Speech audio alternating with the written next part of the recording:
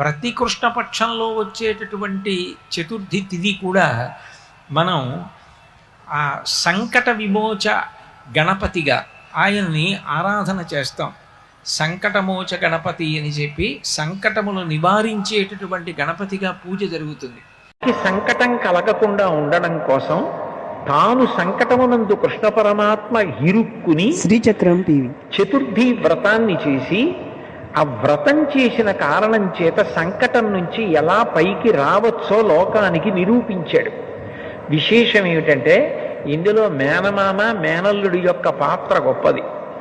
మేనమామ కృష్ణ పరమాత్మ, ఎందుకనంటే పార్వతీదేవి యొక్క సోదరుడు కదూ నారాయణ నారాయణి.